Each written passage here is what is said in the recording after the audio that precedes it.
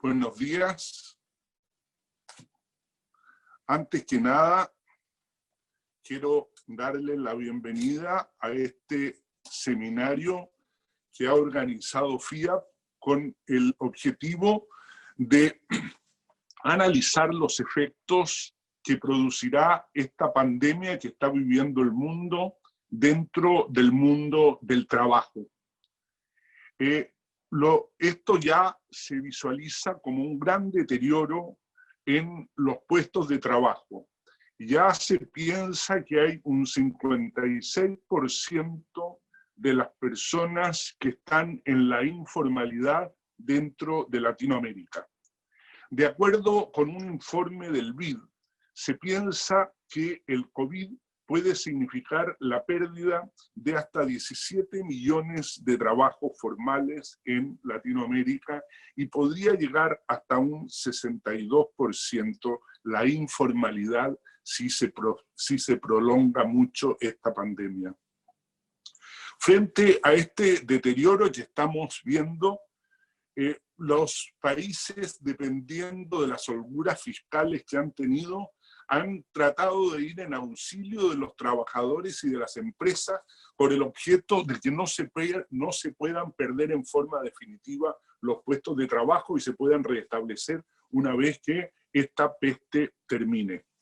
Otras empresas otros países han estado mirando a los fondos de pensiones para recurrir a ellos, como es el caso de Perú, como es el caso de Salvador, lo que sin lugar a dudas es una medida inmediatista que puede producir un efecto muy grave en el futuro cuando se trate de financiar las pensiones de los trabajadores.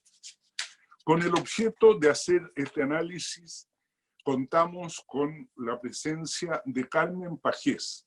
Carmen es la jefa de la División de Mercados Laborales del Banco Interamericano de Desarrollo.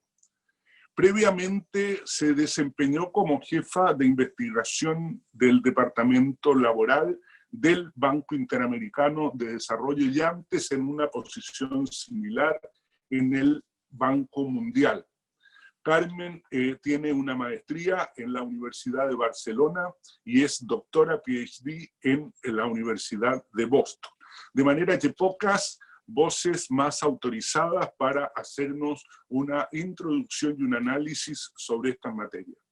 Hace poco tiempo estuvimos justamente antes de Navidad, estuvimos con Carmen en Washington y junto con ella, con el presidente del banco, con Luis Alberto Moreno, justamente hablábamos del destino de los sistemas de pensiones frente al incremento, al estallido de los incrementos demográficos que está teniendo el mundo. Y no nos imaginábamos que a la vuelta de la esquina nos encontrábamos con esta pandemia que iba a producir unos efectos tan severos. Por eso creo que el análisis que nos pueda hacer Carmen es muy importante para ver cuáles son las acciones que tenemos que tomar hacia el futuro. Sin más, yo quiero agradecerle, tenemos, Carmen, más de 400 personas, 440 personas inscritas, y quiero agradecerte muy especialmente tu disposición a ilustrarnos sobre estas materias. Sin más, tiene la palabra Carmen, adelante. Gracias.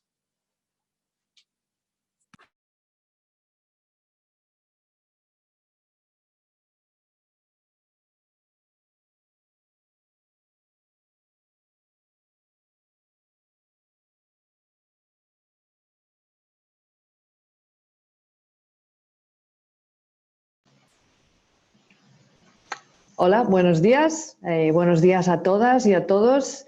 Disculpen que tenía el micrófono cerrado. Yo quisiera darle las gracias a Guillermo y a la FIA por esta invitación a ser parte de este evento. Me da muchísimo gusto poder conectar con tanta gente en la región que seguramente está preocupada por el avance de esta pandemia y también de sus consecuencias económicas, y poder tener una discusión y una conversación con todos ustedes sobre lo que está pasando en la región. Me gustaría compartir una presentación con ustedes, así que voy a tratar de ponerla en pantalla. Un segundito que la pongo.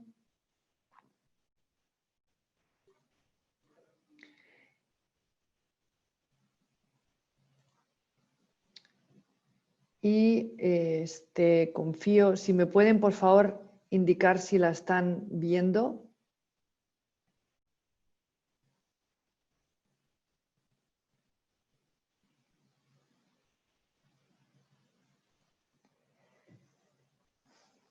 Entonces, un poco lo que me pidió Guillermo es que les comentara del trabajo que venimos haciendo en el banco, siguiendo los efectos de la pandemia y sobre todo de las medidas de contención de la misma sobre el mercado laboral y sobre las pensiones.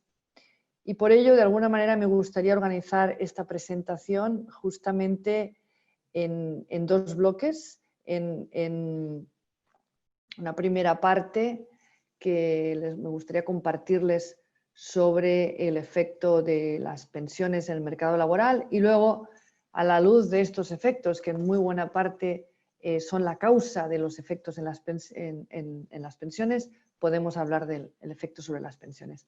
Así que empiezo un poco con eso. Y bueno, yo no sé si muchos de ustedes probablemente ya han visto el informe que salió en abril a raíz de los meetings de primavera del Fondo Monetario. Y en ese informe el fondo era bastante lapidario en cuanto a sus proyecciones para el mundo y en particular para América Latina. El fondo pronostica una caída de la actividad económica de un 5,2%, que por cierto no es la región del mundo que cae más. La región del mundo que cae más en estos momentos de hecho son los países desarrollados, con Europa al frente. Entonces tenemos una situación muy complicada en todo el mundo y en toda la región, y eso obviamente tiene un impacto cuasi directo y inmediato en el mercado laboral. Y eso es lo que estamos empezando a ver en toda la región. Nosotros digamos, partimos en la región. Déjenme empezar un poco de dónde venimos, ¿no? Para aquello de dónde venimos y hacia dónde vamos.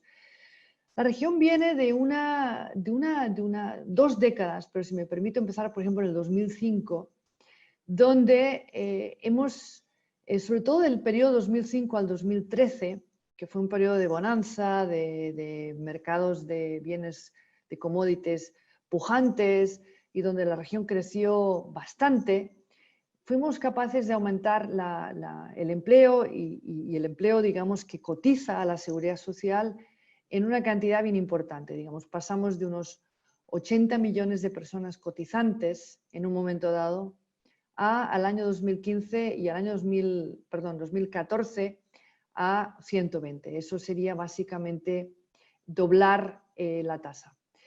Ahora bien, desde el año 2014-2015 básicamente estamos en una situación estacionaria, no hemos conseguido aumentar más esa tasa de cotizantes, venimos en una atonía económica importante, crecimiento económico muy bajo y por lo tanto este COVID nos llega a una situación de fragilidad importante económica.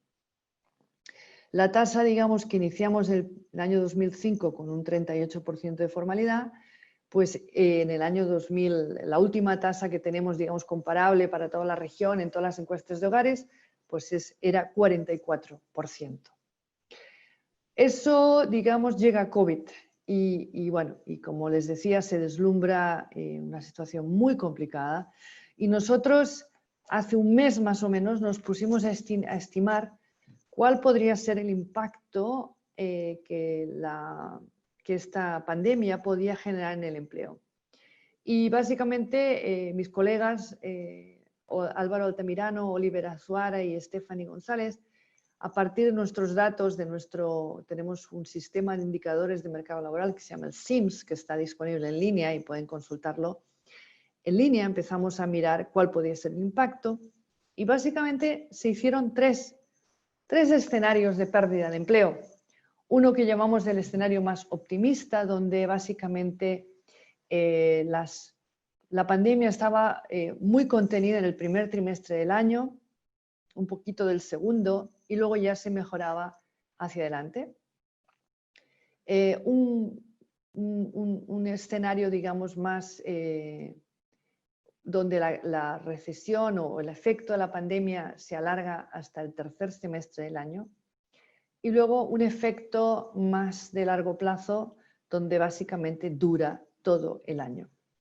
Y asumimos también que la pérdida en actividad económica sería el doble que la que se vio durante la crisis, la última crisis, la crisis financiera.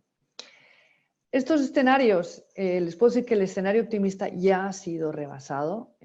Todo indica que vamos hacia un escenario que se parece más a uno de los otros dos, todavía no sabemos, pero claramente el escenario de corto plazo ya ha sido rebasado. Y entonces estamos ante una situación donde probablemente vamos a tener una pérdida superior al 4.4, de hecho ya se está vislumbrando así. También estimamos que habría una distribución sectorial donde las pérdidas de empleo estarían mayormente concentradas en comercio, restaurantes y hoteles y en los servicios sociales, porque son los sectores que de alguna manera se han visto más afectados por los cierres. Como le estaba contando, teníamos 3 escenarios.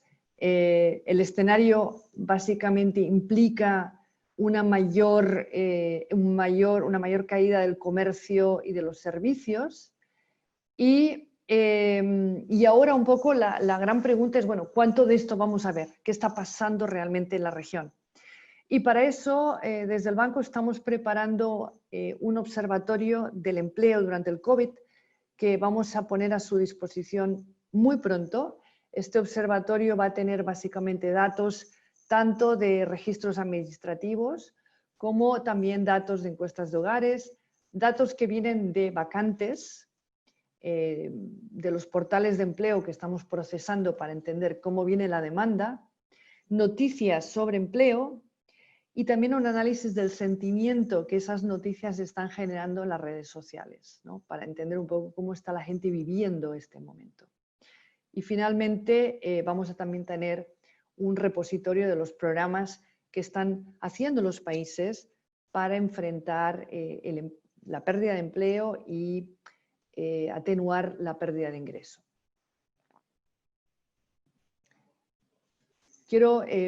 ¿Me podrían confirmar, por favor, si me oyen?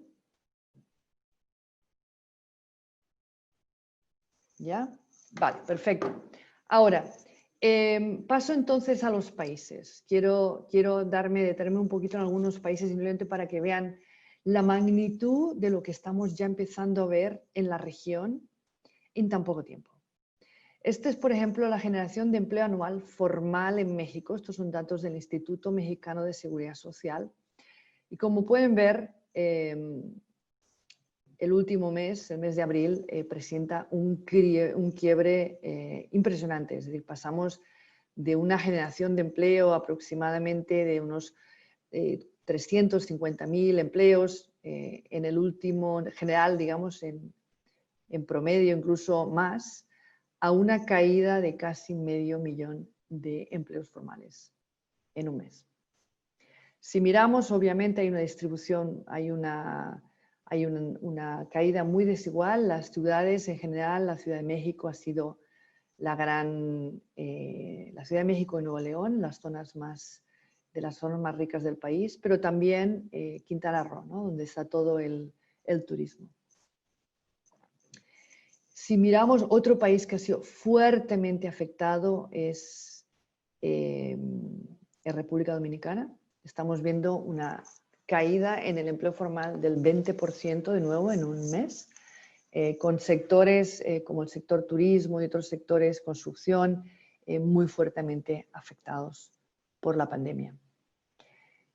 Estamos viendo también, por ejemplo, en Santiago, de nuevo, aquí estoy reflejando datos distintos porque en cada país podemos ver indicadores, por decirlo así, tempranos que nos permiten ver lo que está pasando en el último mes, que son distintos. Por ejemplo, en el caso de Santiago, el caso de Chile, por ejemplo, les presento una encuesta, que es la encuesta de ocupación y desocupación del Centro de Microdatos, que solo recoge a Gran Santiago, pero también se ve una caída del empleo del 15%, con un énfasis muy fuerte en comercio, en construcción, en servicios, de nuevo los sectores más afectados, y donde la tasa de desempleo en el Gran Santiago se situaría ya en el 15,6%. Brasil venía en una situación muy débil ya en el mercado laboral y lo que estamos viendo es una caída. La caída ha sido un poco menos fuerte en el caso de Brasil, 3,4%, pero muy fuerte en el sector informal, 9,7%, y por sector, de nuevo el sector de turismo, donde el sector de alojamientos y restauración, restaurantes, ha sido el que ha caído más. Lima, por ejemplo, de nuevo, tenemos en muchos casos datos que vienen más pronto de las grandes capitales que del total del país. Pero Lima, por ejemplo, muestra también una caída estrepitosa, ¿no? Digamos, de dimensiones muy, muy impresionantes, del 25% del empleo total, con un desglose, digamos, que es más grande en general para las mujeres, 24,9 versus 22,5 que para los hombres, para personas de bajo nivel educativo, 27%, y 28%, perdón, y para los jóvenes también, con un 27%. La construcción y manufactura también han sido los sectores, en el caso de Perú, manufactura, construcción y comercio y servicios son los sectores que se han visto más afectados. Y también en el desglose que tenemos de Perú podemos empezar a ver que son las empresas más pequeñas las que están sufriendo más. Me acaba de llegar ahora mismo, hace unos minutos, los datos de Uruguay. Me dicen que en Uruguay, de nuevo, otra fuente distinta, en Uruguay son personas que han pedido el seguro de desempleo, es decir, son generalmente personas formales que están acudiendo al seguro de desempleo, y son 109.000 personas las que han acudido este mes, que es un 140% más que lo que se registró en el mismo periodo del año pasado. Entonces, creo que lo que estamos viendo son pérdidas realmente muy, muy fuertes, muy, muy fuertes. En total, nosotros ya hemos estimado que unos 5 millones de personas ya han perdido su trabajo, es decir, estimamos 17 millones por ahora en los conteos preliminares y todavía no están todos los países incluidos, están solo unos pocos países. Tenemos ya un conteo de 5 millones. Estamos ante cifras que realmente son impresionantemente malas, por lo rápido, por lo intenso y por lo seguramente desigual que van a ser estos impactos en el mercado laboral. Por todo ello, entonces, los países están haciendo un esfuerzo gigantesco en proteger los empleos y los ingresos. Estamos viendo programas de todo tipo en todos los países. En algunos países, como en Chile, por ejemplo, estos anuncios de programas para proteger el empleo y los ingresos ya alcanzan casi el 15% del PIB. Países como Perú, Colombia, El Salvador, Brasil, le siguen con programas, digamos, de unas magnitudes que probablemente nos habría costado de imaginar hace unos 3 meses, cuando estábamos hablando Guillermo y yo en Washington. Digamos, estos son magnitudes, proporciones increíbles, lo que estamos viendo, ¿no? Y el esfuerzo extraordinario que están haciendo los países. Estamos viendo programas de bonos extraordinarios a muchas personas en el sector informal. Estamos viendo programas de protección al empleo para que podamos asegurar que al menos algunos trabajadores preservan su empleo formal. Es decir, estamos tratando de prevenir el daño antes de que ocurra. Y también con algunos bonos extraordinarios a las personas que eran beneficiarios de los programas de transferencias condicionadas, ¿no? Esta combinación, de alguna manera, lo que está tratando es de mantener el ingreso, mientras de alguna manera congelamos a las economías, tratando de contener y gestionar los efectos de la pandemia. Si se fijan en promedio, el efecto, digamos, en América Latina, si bien los esfuerzos han sido enormes, han sido menores que los que estamos viendo en los países fuera de la, que en los países más desarrollados, donde obviamente esta capacidad de entrar y proteger el empleo y los ingresos depende muchísimo de los bolsillos, de cuán profundos sean los bolsillos fiscales de los gobiernos. Y en este momento, por ejemplo, países como Chile, Perú y Colombia estaban en una situación fiscal mejor, mientras que otros países de la región tenían una situación fiscal mucho más comprometida y por eso no han podido poner, digamos, sobre la mesa las cantidades ingentes de recursos que estamos viendo en muchos lados para tratar de paliar los efectos de esta pandemia lo más posible. Igualmente estamos viendo que, dada la fragilidad del empleo en la región, y eso es algo muy importante, es decir, como han visto, partíamos de una situación de 44% de empleo registrado. Esto genera, digamos, que la expansión de empleo que vimos en los últimos 20 años generó, digamos, una clase media emergente, generó un aumento en los ingresos de las familias, pero la inserción laboral en la región ha sido extremadamente frágil por el hecho que no hemos podido expandir lo suficiente esta fracción de empleos que tienen acceso a una protección social establecida, es decir, ya sean las pensiones, ya sean los seguros de desempleo, ya sean otros programas como, tan importantes como el seguro de salud en medio de una pandemia. Por otro lado, también porque, no solo porque muy poca gente contribuye a digamos, al seguro social, a los seguros sociales en un momento dado, sino que además la gente contribuye esporádicamente. Lo que encontramos es que en muchos casos las personas no alcanzan a, por ejemplo, digamos, a poder ser elegibles para un seguro de desempleo o para una pensión, eso ya todavía menos, porque contribuyen pocos periodos.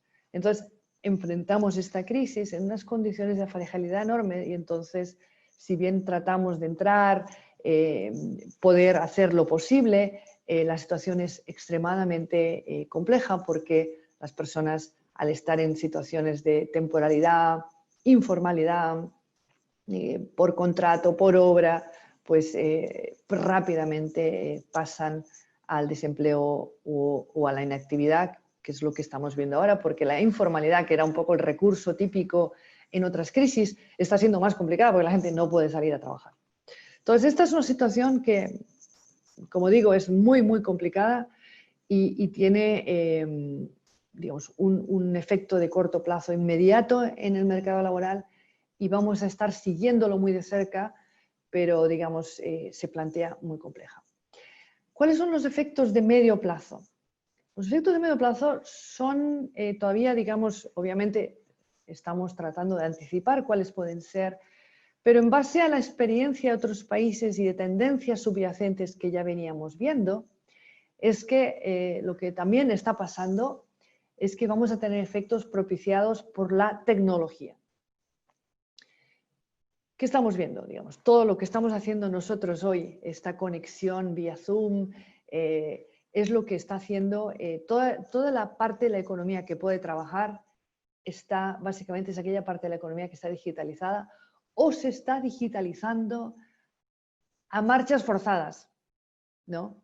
Estamos todos tratando, y como han visto, yo todavía tengo mis problemas, digamos, de convivir con este nuevo mundo digital y tratar de ver cómo realmente podemos conectarnos lo más rápido posible. Las empresas están buscando digitalizarse, comerciar electrónicamente, poder comprar insumos electrónicamente, es decir, todo el mundo está buscando. Y los trabajadores pues están buscando también prepararse para este mundo digital.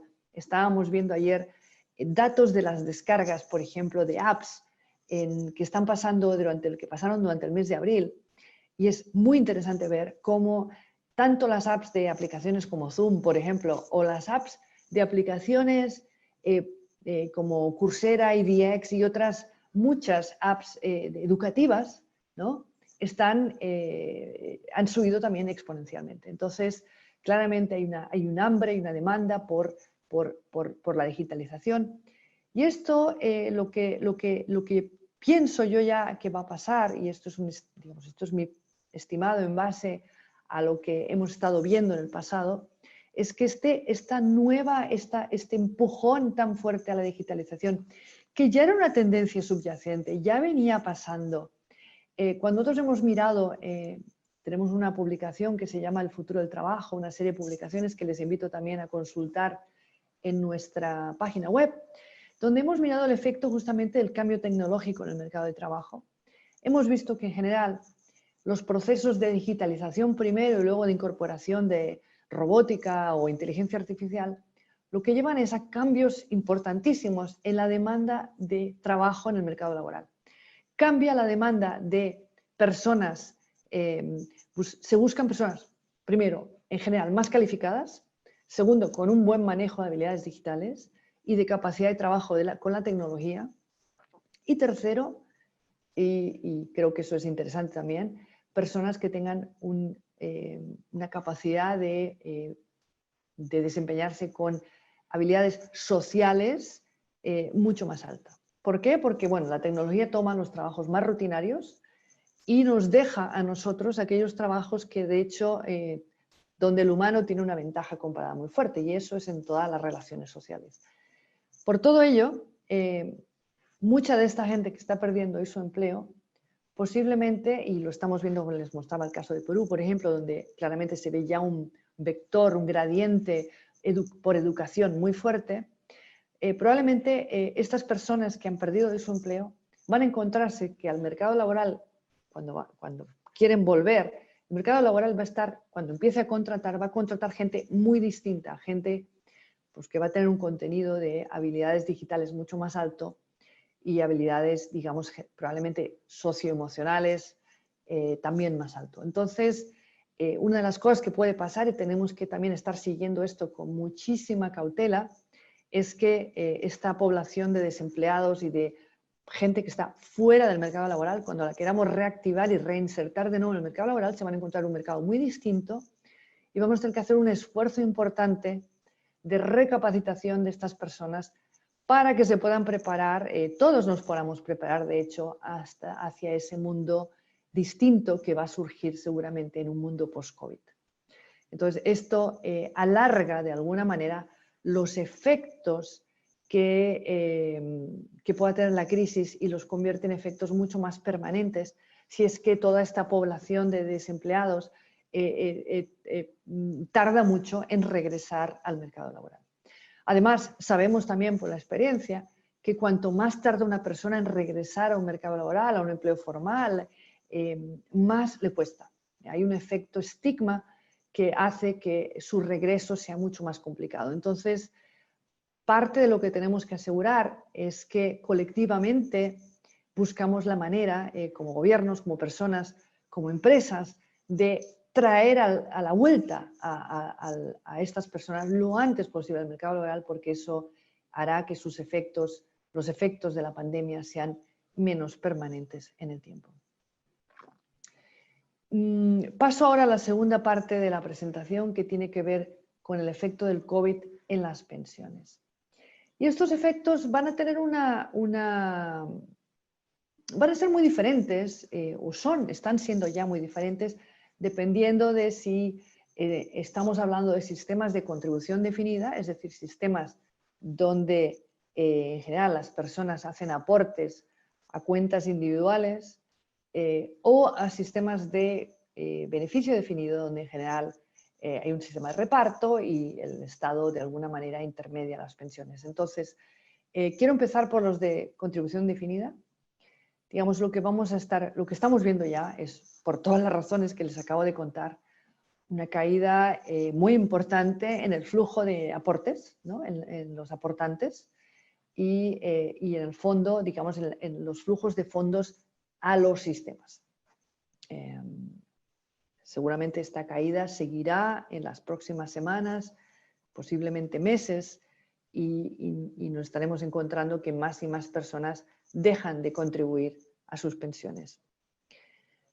También por la naturaleza de estos de estos sistemas lo que nos encontramos es que digamos, las turbulencias en los mercados financieros afectan mucho más a las pensiones, particularmente en los montos, digamos, de acumulados que vemos, porque se ven inmediatamente reflejados por la rentabilidad y el valor de los activos financieros, los cuales han tenido unos movimientos, digamos, con muchísima variación en las últimas semanas, que no tienen por qué, digamos, cristalizarse en pérdidas a no ser que se hagan retiros, y eso es muy importante, ¿no?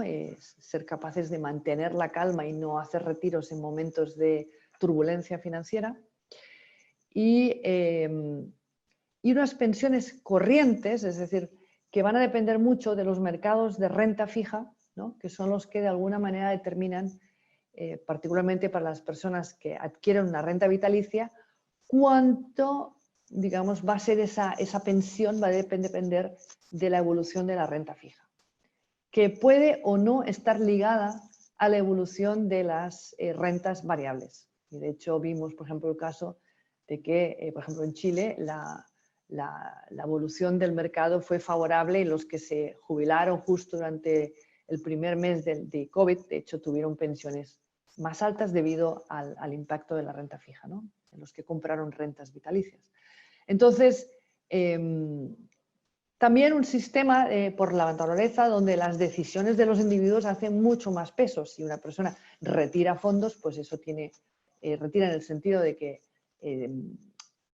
cambia fondos de una cuenta a otra, lo que sea, puede afectar mucho su rentabilidad.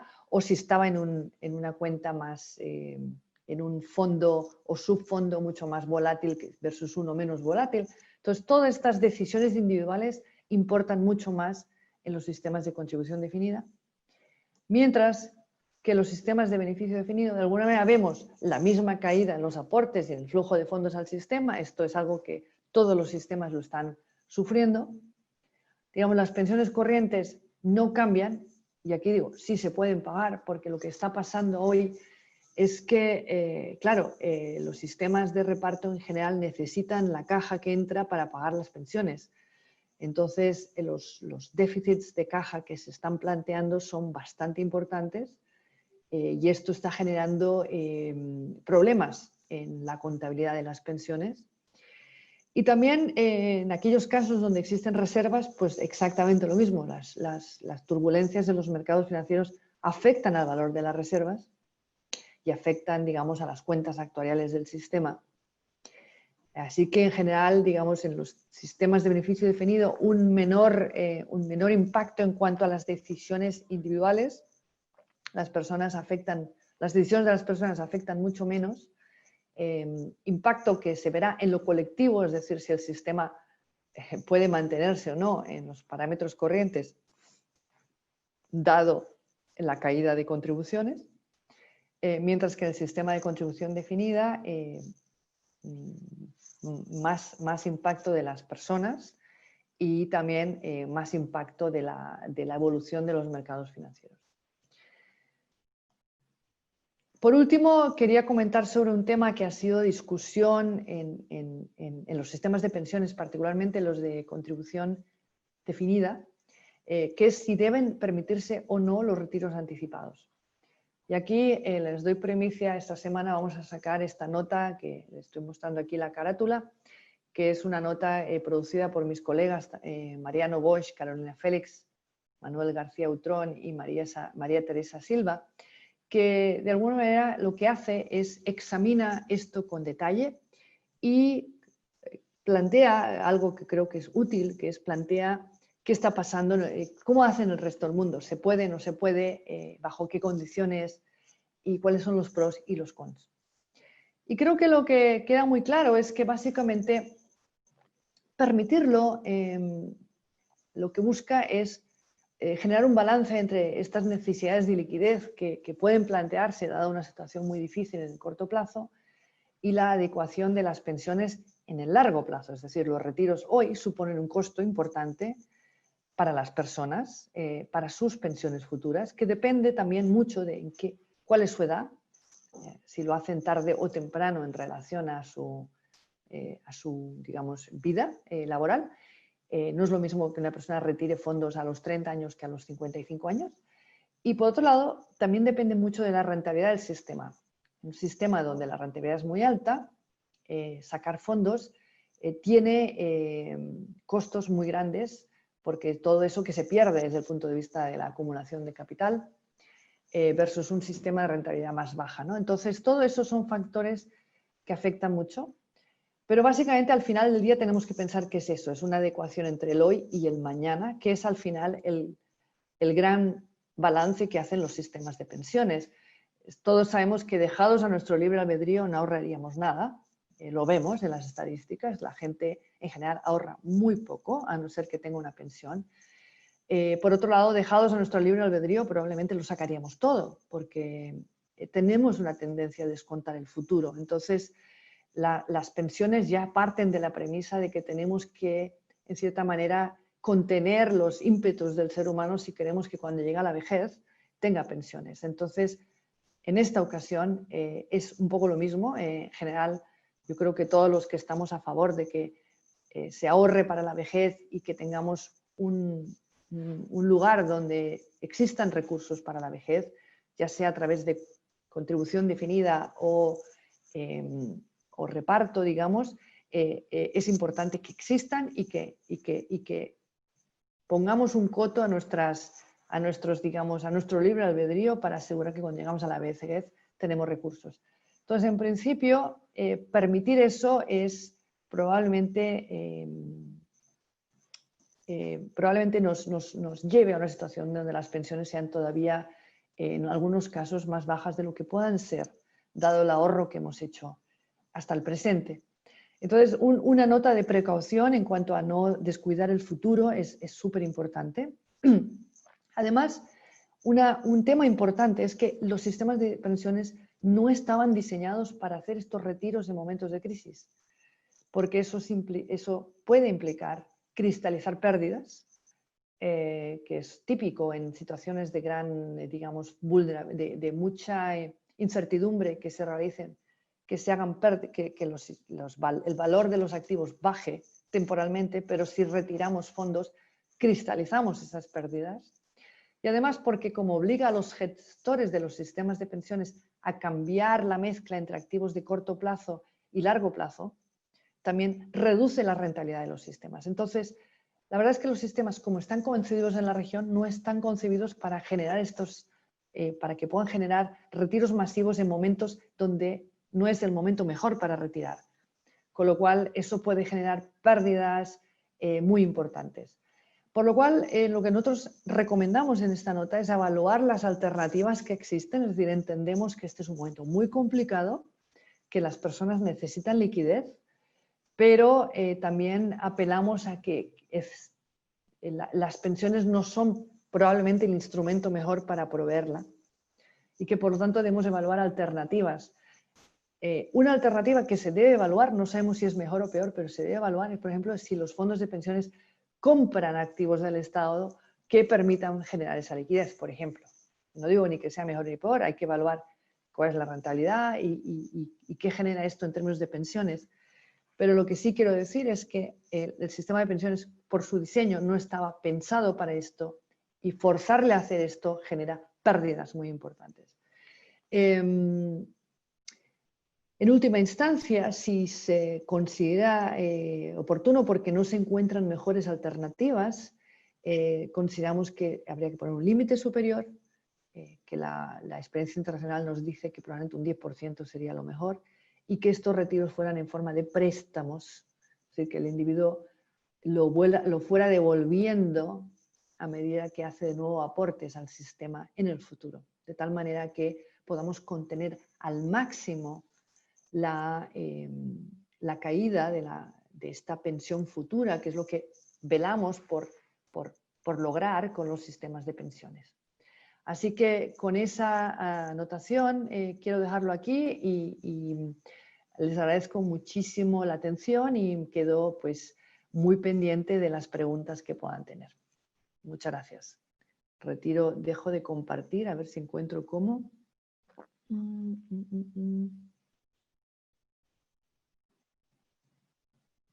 Eso, aquí está.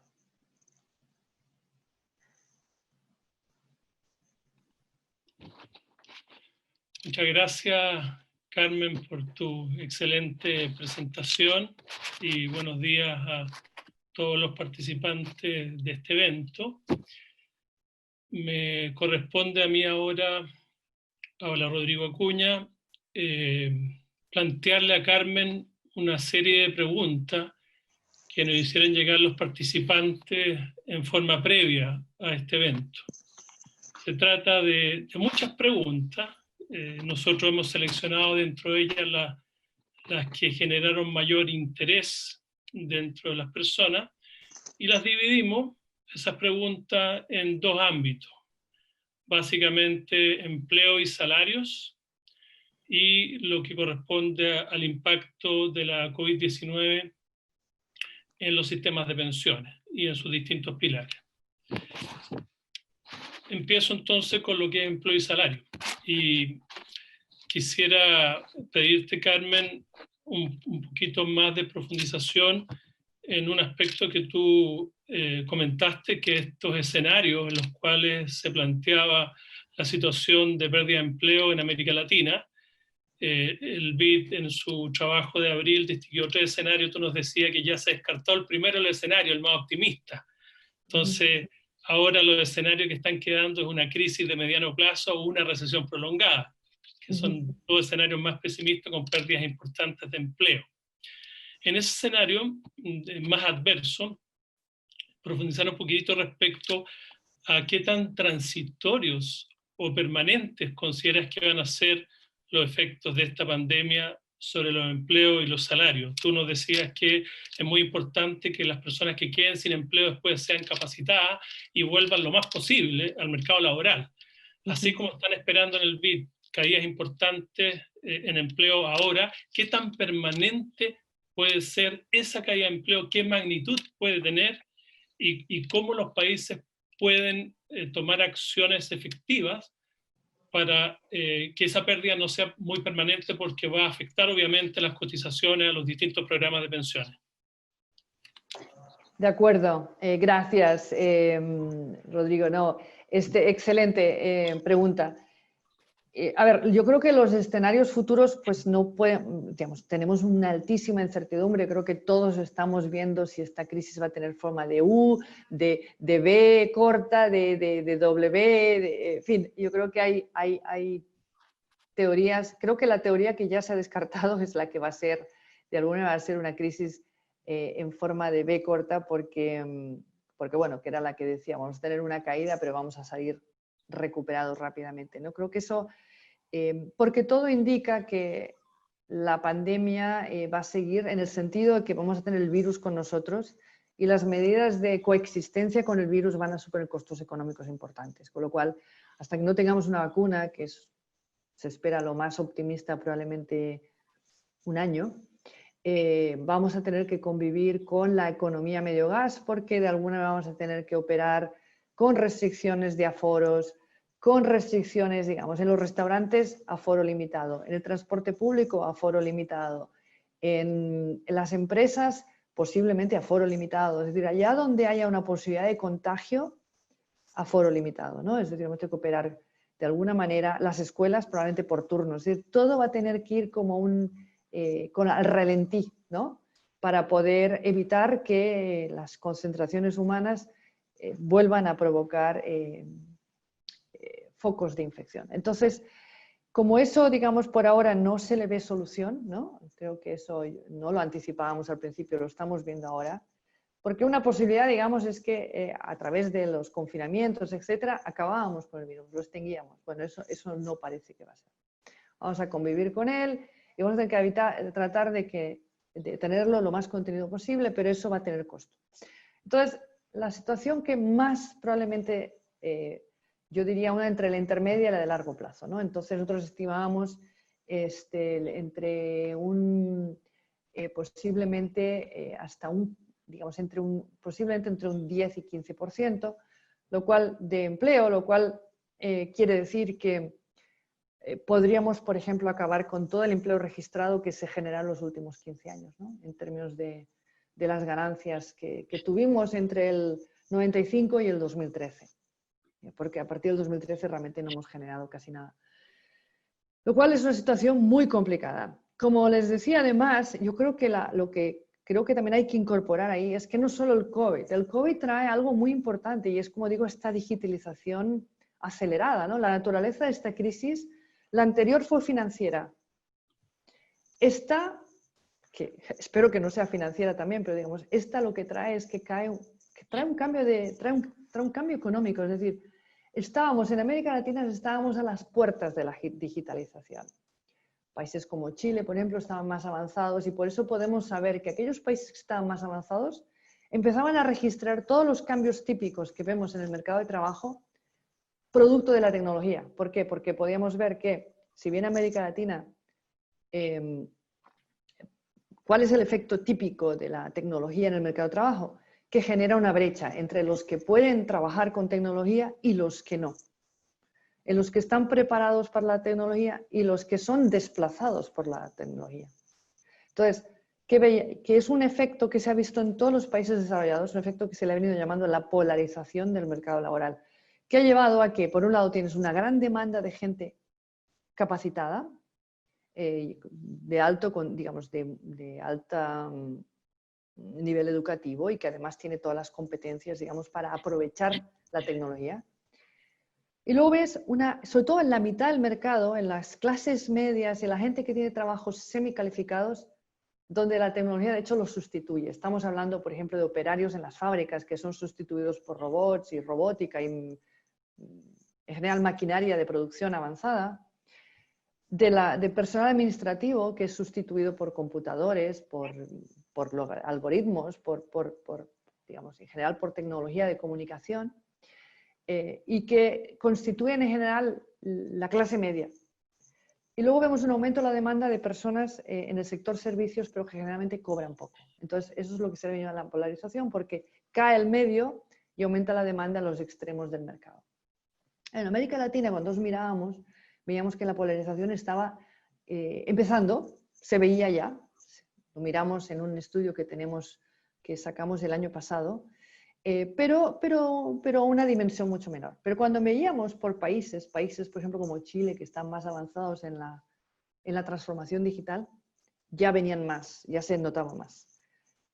Mi estimado, en base a lo que ha pasado en el mundo, lo que hemos visto que pasó en la crisis financiera en Estados Unidos, que estaba en este momento, ellos estaban en esta entrada al mundo digital, estaba ocurriendo hace 10 años. Lo que vimos en Estados Unidos es que en el contexto de la crisis cambió, las empresas despidieron gente y la que recontrataron ya no era la misma. Era gente con un perfil muy diferente. Entonces, todo esto me hace pensar que realmente nos tenemos que preparar para un cambio de demanda en el mercado laboral, donde toda esta gente que hoy las empresas normalmente no ajustan inmediatamente, las ven venir, pero no ajustan porque bueno, cuando las cosas más o menos te funcionan, pues vas haciendo, ¿no? ¿Cuándo ajustas?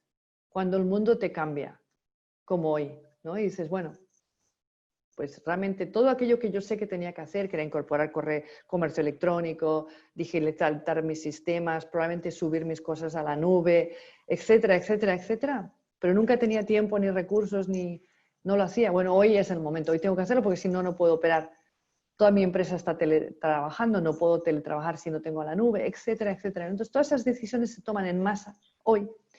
Y eso hace que de pronto ya no me planteo lo mismo a mí. Yo he oído casos de empresarios que me dicen, oye, pues si está todo el mundo, la gente sigue trabajando, ¿no? Y creo que lo comentaba con alguno de ustedes recientemente, que las empresas notan que pueden operar, de hecho, con menos gente. Entonces, todo esto empieza a generar unos cambios que si no anticipamos, podemos encontrarnos que esta gente que está desempleada tenga muchas dificultades volviendo al trabajo. Entonces, ¿qué se puede hacer? Voy al final de tu pregunta, ¿no? Yo creo que tenemos que tomar acciones inmediatas para empezar a pensar que esta gente, que todos los que hoy pierdan, o ojalá digamos, perdamos el empleo, poder empezar a trabajar con ellos para reincorporarlos lo antes posible. Y eso quiere decir programas de recalificación rápida hacia cosas que sabemos que son de alta demanda. Hoy ya lo eran antes, pero ahora lo van a ser más. y ojalá estímulos a la creación de empleo. Es decir, yo lo que propondría es que bonificáramos la creación de empleo formal, empleo que contribuye a las pensiones, que tiene además una serie de propiedades positivas, como que generalmente lleva asociado un seguro médico, y una serie de cosas que hoy en día son claves en un contexto de pandemia. Que diéramos bonificaciones a las empresas por generar empleo formal y que además les ofreciéramos paquetes formativos para que los trabajadores pudieran acomodarse a las nuevas demandas de la empresa, ¿no? Como una manera de llevarlos al mercado laboral lo antes posible y que no se cristalice esa pérdida y no empiece a generarse un efecto estima de que esta persona lleva cuánto tiempo desempleada, ¿no? Entonces, que es un poco lo que pasa en general. Entonces, es muy importante que tratemos de apoyar de la manera más activa posible. Digamos, los pedidos políticos suelen ser siempre por transferencias. Las transferencias son muy importantes. Debemos ayudar a la gente, pero también debemos buscar que con esas transferencias vengan inversiones en el capital. Perfecto, Carmen. Tú mencionaste en tu presentación que entre los grupos de trabajadores que podían ser más afectados estaban las mujeres, las personas de bajo nivel educativo y los jóvenes. Y te quería preguntar especialmente por los jóvenes, porque los jóvenes tienen tasas de desempleo normalmente más altas que el resto de la población. Son personas que tecnológicamente están mucho más preparadas para el mundo que viene, pero al mismo tiempo jóvenes que están hoy día entrando al mercado laboral pueden encontrarse sin posibilidades de empleo o lo pierden. Y ustedes en el informe del BIT hablan del efecto cicatriz. Y yo te quería preguntar un poco cuánto pueden ser afectadas las trayectorias laborales de estos jóvenes a producto de la pandemia, que es muy importante para los sistemas de pensiones, porque lagunas previsionales, las primeras etapas de la vida laboral tienen un efecto muy importante en las pensiones. Entonces, dentro de lo que tú estás hablando y en este sector que está preparado tecnológicamente, pero que tiene problemas de desempleo, ¿qué podemos esperar para ello y qué se puede hacer para tratar de minimizar el efecto que puede producirse sobre los empleos y sobre las pensiones en el futuro? De acuerdo. No, yo creo que acabas de tocar un tema súper importante. Es decir, todavía no tenemos muy claro quién va a ser esa demografía porque estamos realmente con los primeros datos que podemos obtener. Digamos, los datos que presentamos de Perú son los primeros que he visto con un desglose importante por género, por género, por edad, por tipo de empresa, etc. La OIT sacó un reporte, creo que anteayer, donde también, en base a encuestas que han hecho gente, estimaban que los más afectados serán los jóvenes. Y eso es un poco típico en el sentido que parte de lo que pasa es que las empresas despiden, pero parte de lo que pasa es que las empresas dejan de contratar, ¿no? Es el empleo que se deja de generar, que es el que da la entrada a cada cohorte que llega al mercado laboral y puede ser absorbido. Entonces, cuando se cierran las puertas, ¿no? Es como que pones una compuerta al mercado laboral y dices, aquí ya no entra nadie, la cola se te va haciendo más grande. Entonces, eso es clave. Entonces, por eso pienso que cualquier medida, digamos, que podamos tratar de bonificar y entender hasta qué punto la persona que está en la cola tiene o no las competencias para que pueda entrar al mercado laboral. Es verdad que los jóvenes tienen competencias digitales mayores, sobre todo que nuestras generaciones, pero también es verdad que muchas de las cosas que están necesitando las empresas son más, incluso, son más avanzadas que manejar ciertas apps. Entonces, creo que la gran ventaja que tienen los jóvenes es que pueden ser mucho más autodidactas. Son la generación de YouTube, entonces son generaciones que probablemente para todo lo que tenemos en cuanto a si hay que pensar en medidas de recalificación, van a ser muy distintas de las tradicionales. Probablemente va a haber mucho más de medidas de recalificación en línea, a través de contenidos curados muy específicos para los trabajos a los que apunten, pero no necesariamente la vieja guardia de la formación, ¿no? Entonces, estamos hablando de un mundo distinto. Pero va a depender mucho de esa esa demografía, porque si vemos que son personas más bien de edad, digamos, más avanzada, a lo mejor no, esos mecanismos no sirven, ¿no? Y en cuanto a el impacto en el efecto cicatriz, pues la literatura lo indica. Efectivamente, aquellas personas que entran al mercado de trabajo en una recesión, en un periodo muy adverso, podemos seguir a esa cohorte en el tiempo y vemos que 10 años más tarde se mantienen parte de los efectos. O sea que hay un efecto muy permanente. Por lo cual, todo lo que podamos hacer para que esta cohorte, digamos, entre lo más rápido posible, hará que estos efectos cicatriz se minimicen lo más posible. Por tanto, yo creo que sí es importante tener un activismo que vaya más allá de las transferencias, ¿no? Habrá mucha presión por bonos, y está bien, yo no voy a ser yo la que esté en contra, yo creo que es importante asegurar los ingresos de las personas, pero también creo que tenemos que tratar de poder ser lo más activista posible en cuanto a que las personas regresen o ingresen al mercado laboral lo antes posible, ¿no? Porque eso atenuará sus efectos cicatriz. Y además permitirá que empiecen a contribuir a las pensiones lo antes posible. Yo creo que por las dos razones es muy importante que busquemos que toda medida de apoyo al ingreso busque también un apoyo a la inserción laboral pronta. Una de las consecuencias que va a tener esta pandemia probablemente es que el estancamiento que han experimentado nuestros países en la disminución de la informalidad se va a agravar, probablemente aumentar la informalidad y va a aumentar los trabajadores independientes. Y nuestros países y nuestros sistemas de pensiones sufren por esa informalidad, por la baja número de años cotizados que en promedio tiene la gente.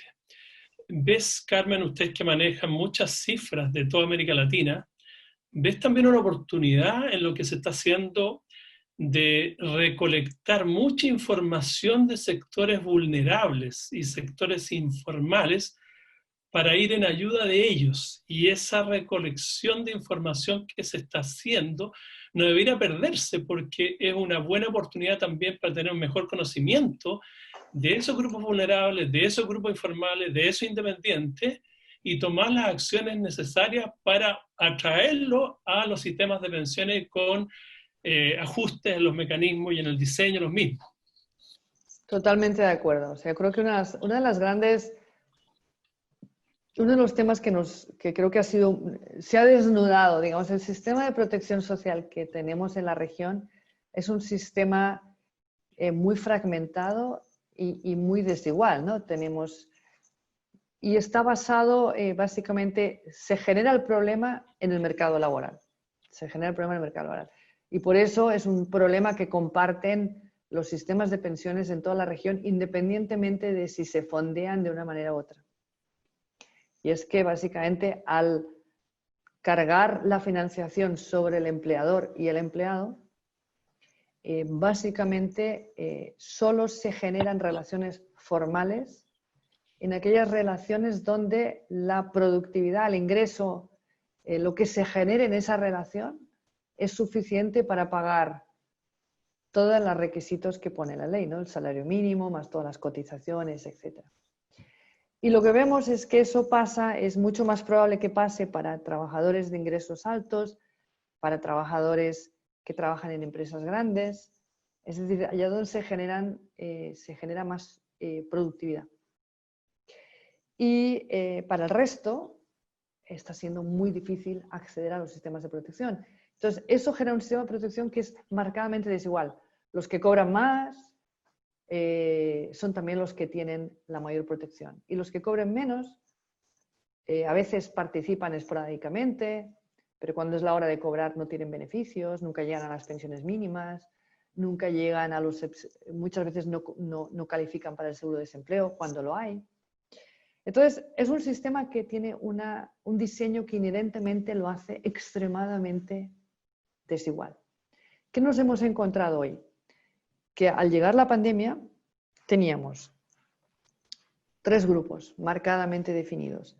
Aquellas personas que están en los censos de protección social, que son las personas más vulnerables, que son los que aún han sido muy bien censados por todos los países. Son los que reciben los programas de transferencias condicionadas o programas, digamos, gestionados por los ministerios de desarrollo social.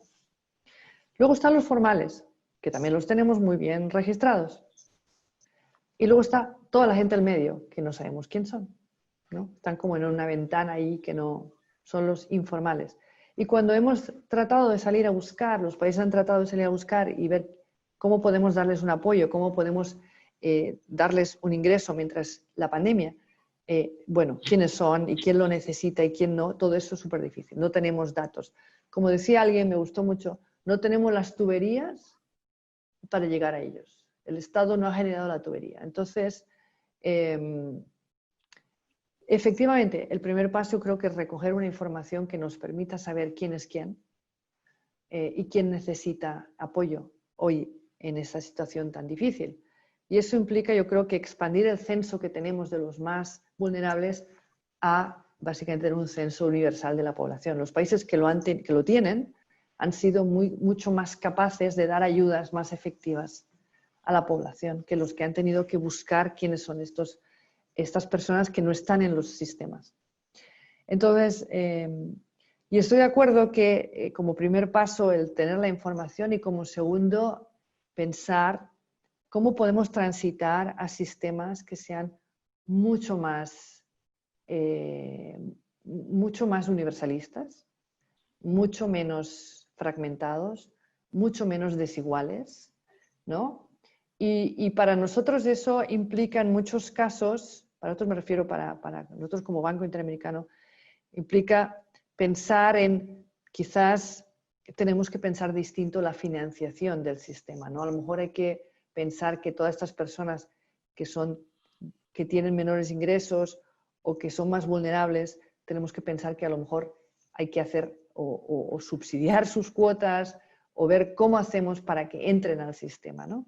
Y hacérselo más fácil, porque en muchos casos el propio sistema de pensiones les pone dificultades, no les deja entrar. Si eres independiente a veces te cuesta, si eres trabajador en plataforma geek te cuesta, entonces si eres empleado o empleada doméstica te cuesta, entonces hagámoselo fácil, traigámosle la seguridad social a estas personas, hagámoselo súper sencillo, démosle una app o algo que haga un clic y esté en el sistema, o sea, pongámoselo lo más fácil posible, ¿no? Entonces creo que ha desnudado, como digo, el sistema era muy desigual y el COVID ha desnudado y ha expuesto estas desigualdades y creo que aquí hay una oportunidad para reflexionar, para aprender y para movernos a sistemas que son mucho más igualitarios, ¿no? en su concepción de seguridad social.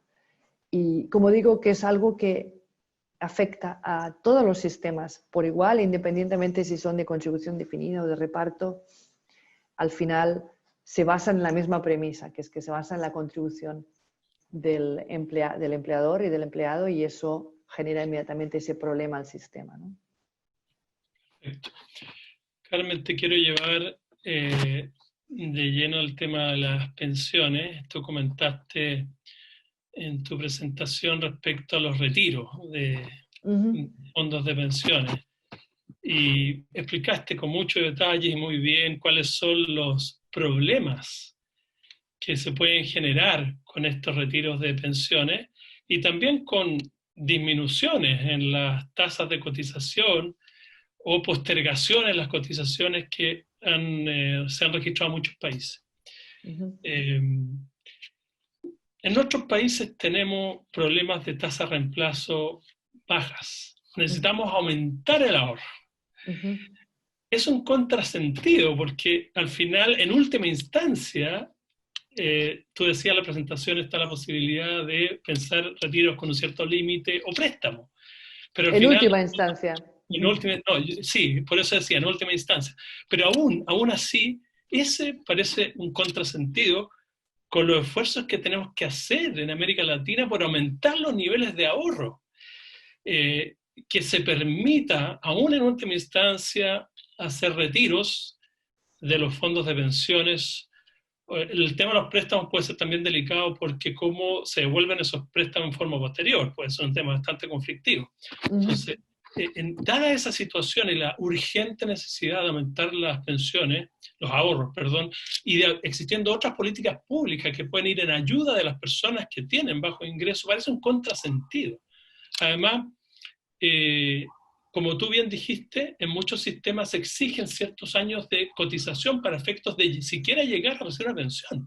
Exacto. Y estos retiros y estas disminuciones de cotización también afectan el cumplimiento de ese requisito. Entonces, todos los problemas que tú mencionaste y le agregamos esto y deterioran aún más la situación de las pensiones a largo plazo. Entonces, te quería hacer ese comentario para ver si profundiza un poquito más en eso. No, estoy completamente de acuerdo. O sea, yo creo que, como he empezado diciendo, los sistemas de pensiones son instrumentos que hemos puesto los distintos países para ir en contra de nuestra naturaleza, que es gastar hoy y olvidarnos de nuestro futuro ser de adulto mayor. El ser humano, dejado a su libre albedrío, no ahorra. Esa es la realidad. Ahorra poco. Y lo vemos en las estadísticas, vemos que en general los sistemas de pensiones son la principal fuente de ahorro y la única en muchos casos para la vejez. Con lo cual, digamos, y va en contra de nuestra natura. Ahorrar para el largo plazo, nadie quiere pensar en la vejez, todos nos queremos ver jóvenes siempre, nadie cree que vamos a ser adultos mayores algún día y por lo tanto todos queremos pensar en el hoy y entre el hoy y el mañana el hoy gana siempre. Entonces, con mucho esfuerzo yo diría y mucha laboriosidad, con laboriosidad casi de cigarra, ¿no? Digo de hormiga, perdón, no de cigarra, de hormiga, hemos conseguido ir poniendo dinerito aparte en estas pensiones con muchísimo esfuerzo y muchos años, ¿no? Y por lo tanto, estoy completamente de acuerdo contigo, Rodrigo, que tenemos que hacer todo lo posible por preservar eso, porque es justamente, es nuestro futuro ser, nuestro futuro adulto mayor nos lo va a agradecer mucho. Nosotros mismos vamos a estar felices de tener ese dinero en la vejez. Por lo tanto, hay que hacer todo lo posible. Y por otro lado, es muy importante, el sistema no fue diseñado para eso. Hay sistemas en el mundo que ya tienen un doble carril, ¿no? Ya tienen un fondo para liquidez y un fondo para largo plazo. Entonces, esos fondos se gestionan muy distinto. Un fondo para liquidez requiere inversiones de corto. Un fondo de pensiones requiere inversiones de largo plazo. Si hoy en día todo el mundo saca fondos, por un lado, cristalizamos pérdidas, porque tenemos que empezar a vender activos al precio de hoy, que puede no ser el más conveniente, ¿no? Eso es como vender cuando el precio está bajo, no conviene. Y segundo, el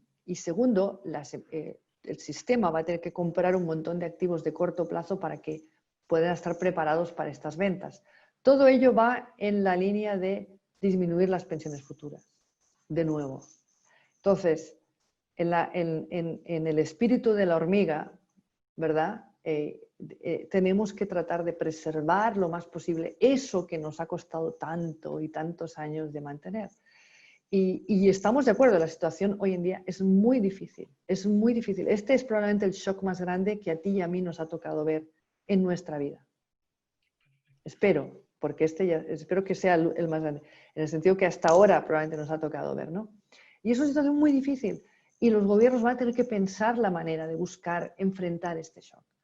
Pero lo que decimos es, por favor, evaluar todas las alternativas, todas antes de, porque esta que puede ser la más fácil es la que nos va a traer más dificultades en el largo plazo, porque no vamos a tener recursos, ya las pensiones son bajas y si seguimos horadando esto, pues van a ser todavía más bajas. Entonces, es muy, muy, muy importante no hacerlo, buscar alternativas, buscar maneras, es decir, plantearse el interés de ese futuro ser adulto mayor también y no solo pensar en el hoy, que entiendo que es muy difícil, pero no podemos pensar solo en el hoy, ¿no?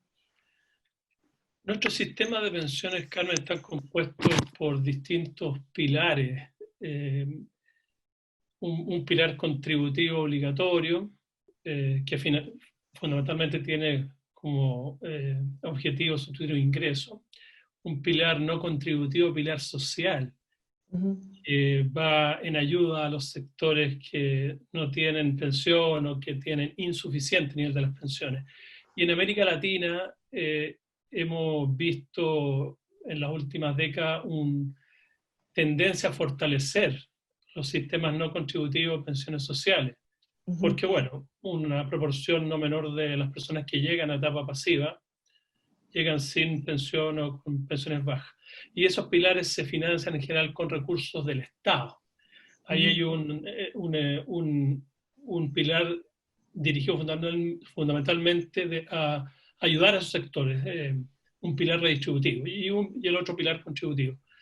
Te quería preguntar, ¿cómo ves tú el potenciamiento de los pilares sociales o no contributivos y las implicancias que ello puede tener sobre el pilar contributivo obligatorio en términos de eventuales desincentivos que pudiese provocar? ¿Cómo perfeccionar, cómo ampliar, cómo fortalecer los pilares no contributivos para evitar un desincentivo hacia la cotización a los programas contributivos obligatorios y también los programas contributivos voluntarios, que son el otro pilar que funciona todavía poco en nuestros países? Pues yo veo que los dos pilares deberían estar orientados a objetivos distintos, pero deberían estar fuertemente integrados, porque ambos objetivos son importantes para una persona y tienen que haber vasos circulantes entre los dos. El pilar no contributivo tiene que estar orientado a dar una pensión mínima, es decir, a garantizar que nadie se muere de hambre en la vejez. Tenemos que al menos podemos superar la pobreza. Mientras que el pilar contributivo tiene el objetivo de asegurar que tenemos una tasa de reemplazo razonable, es decir, que podemos mantener el nivel de vida que teníamos mientras estábamos trabajando durante la vejez, razonablemente. Por lo tanto, para todas las personas, para aquellos que están muy, muy cercanos a la subsistencia, para mí, casi que su pilar debería ser el contributivo, el no contributivo, y asegurar que en la vejez siguen al menos manteniendo esa capacidad de subsistencia. Para las personas que están por encima y quieren mantener en su vejez una pensión que los aleje de la subsistencia y los ponga en el mismo nivel de vida que tenían, ahí es donde el pilar contributivo entra.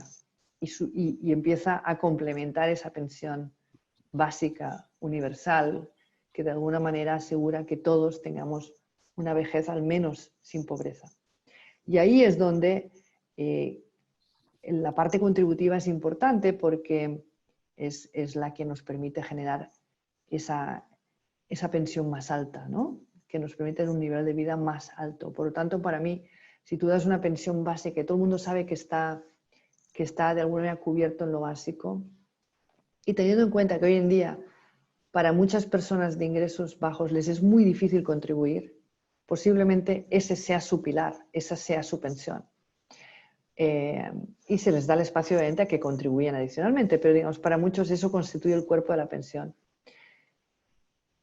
Y para el resto, el pilar contributivo es el que te da esa capacidad de mayor pensión. Y yo creo que sí se complementan y si entendemos que, de nuevo, yo creo que hay que explicarle muy bien a la persona que si no aporta el pilar contributivo va a tener una pensión muy baja, va a tener una pensión básica, va a tener una pensión, sí, pero es una pensión que no le va a permitir mantener el nivel de vida que esa persona quería. Y hay muchos que dicen, sí, no se preocupe, ya me lo ahorro yo. Pero es que la experiencia es que no lo hacen. Entonces, al final del día, yo creo que una buena educación al individuo de lo que hace y no hace la gente muchas veces se motiva, entiende mejor, entendemos mejor todos. Cuando nos explican lo que la mayoría de gente como tú hace, ¿no? Que si cree que yo lo voy a hacer. Si la gente le explicas, el 98% de las personas que están en tus circunstancias llega a la vejez sin ahorros, eso lo entiende muy bien. Entonces yo creo que tenemos que hacer un esfuerzo por comunicar que la pensión contributiva es una pensión que nos permite mantener el nivel de vida que teníamos cuando trabajábamos, ¿no? y no necesariamente una pensión que está diseñada para sacarnos de la miseria, por decirlo así, que eso sería el pilar no contributivo. Entonces yo creo que si los dos están muy enfocados y muy bien comunicados a cuál es el objetivo de cada una, que la gente no entienda que porque tiene una pensión ya tiene eso significa que va a mantener el nivel de vida. Es una pensión que está pensada para mantener un nivel de vida mucho menos ambicioso que el que tenía, ¿no? Entonces eso es lo que hay que contar bien. Yo creo que si se hace así, los desincentivos son mucho menores. Perfecto. También, Carmen, en varios de nuestros sistemas tenemos pilares contributivos que funcionan, operan simultáneamente. Son sustitutos uno de otro, esquemas de reparto con esquemas de capacidad individual. Y tenemos esquemas de reparto en la región que son bastante deficitarios y muchas veces inequitativos, que entregan mejores beneficios a los sectores de mayores ingresos. ¿Consideras tú que esta operación simultánea y sustituta de estos programas debiera ser reevaluada dado porque también el desvío de recursos públicos hacia esquemas deficitarios impide que esos recursos puedan ser utilizados en apoyo a los sectores más vulnerables o que sean utilizados en apoyo a tratar de ampliar la cobertura a estos subsidios que tú hablabas antes? ¿Cómo ves esta operación simultánea y en los países en los cuales está vigente? O sea, yo creo que es muy legítimo que el Estado subsidie las pensiones, pero creo que es muy ilegítimo que el Estado subsidie las pensiones de los más ricos. Entonces yo creo que cuando pensamos en subsidios tenemos que pensar quién los necesita y a quién se los damos. Lo que tenemos, por lo que explicaba antes, por la manera que funcionan los sistemas de pensiones, por su sistema de financiación, el afiliado a un sistema de pensiones es en general una persona de mayores ingresos. Es decir, el afiliado a un sistema de pensiones contributivo es en general una persona de mayores ingresos. Si por lo tanto ese sistema está altamente subsidiado, es un sistema que toma dinero de los pobres, porque pagan impuestos, y se lo da a los ricos, que son los que reciben las pensiones. Cuanto más baja es la cobertura de un país, más desigual es eso. En países que tienen coberturas del 70, 80%, eso está más atenuado porque llegan a más gente. Igual se dejan a los más pobres por fuera, pero llegan a más gente.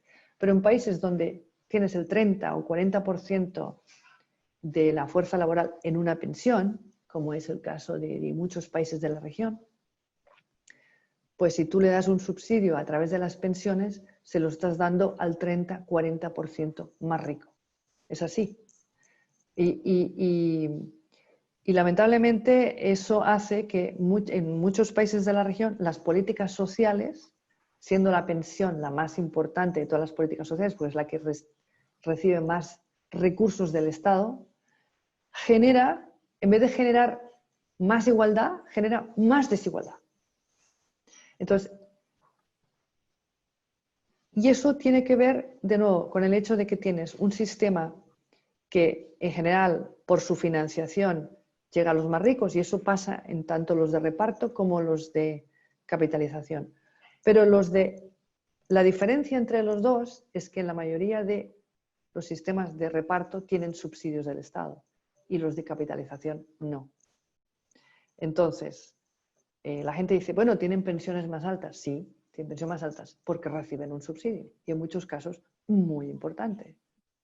Pero se lo estamos dando a los más ricos. Entonces, ahora toma un país en los que los dos sistemas coexisten. Tienes un sistema de capitalización y un sistema de reparto. Y los dos compiten por ese 30% de la población más rica, básicamente, ¿no? Entonces, la mitad, digamos el 15, vamos a suponer, se sitúa en el sistema de capitalización y el otro 15 se sitúa en el sistema de reparto. Y el 70% más pobre está fuera, no está en ninguno de los dos.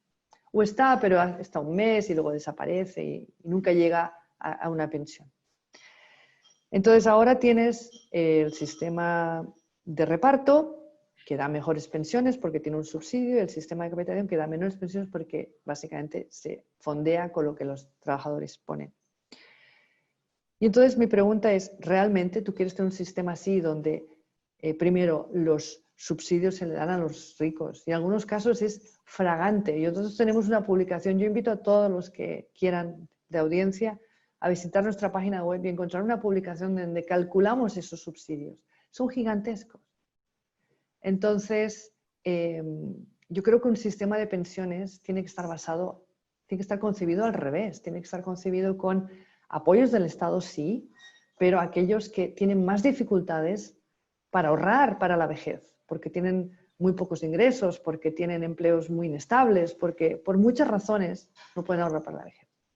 Entonces, creo que es hora de repensar los sistemas, tenemos que repensarlos, o sea, es un problema. No hemos sabido, por no querer encarar estas discusiones tan difíciles como sociedades, no hemos querido, no hemos podido ajustar nuestros sistemas a algo que realmente nos sirva. Nos hemos quedado como encajados con lo que tenemos que no nos sirve, pero no lo hemos podido cambiar. Y en muchos casos nos sirve. Los de capital individual porque los parámetros no están bien ajustados, las pensiones son bajas, el ahorro tiene que subir. Y en los de reparto, las pensiones están correctas, pero como el Estado le pone mucha plata y se la pone a los más ricos, pues eso tiene que cambiar.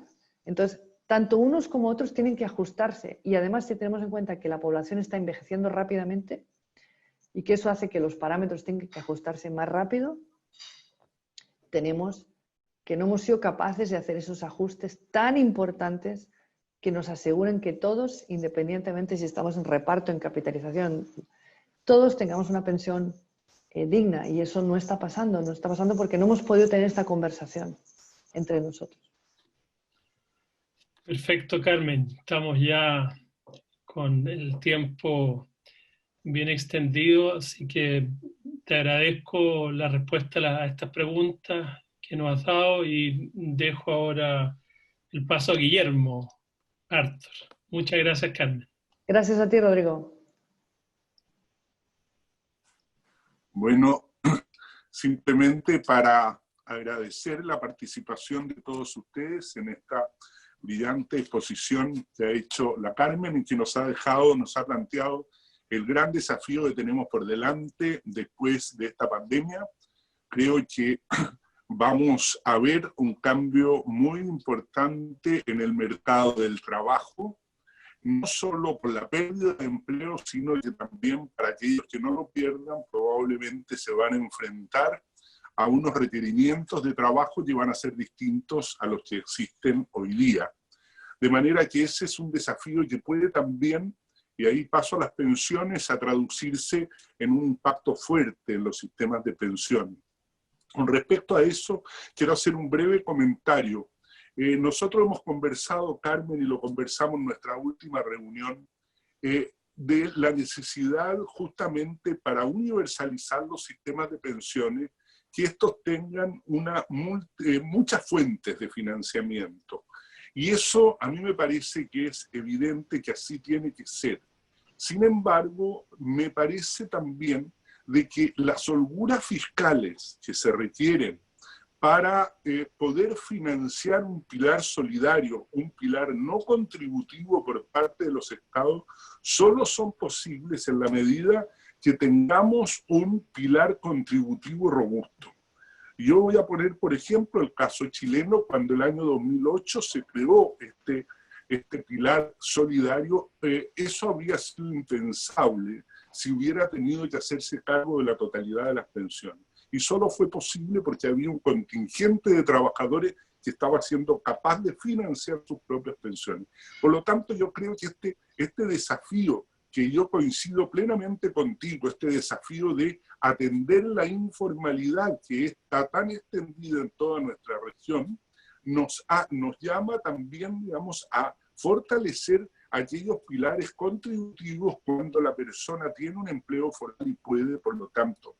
Y eso me parece a mí que nos hace un llamado a que en estos momentos actuemos con serenidad, porque muchas veces, y tú lo mencionaste, y es lo que está ocurriendo en la región, hay mucha falta de serenidad en cuanto a buscar las situaciones o los puntos de financiamiento para esto, y se mira inmediatamente a los sistemas de pensión.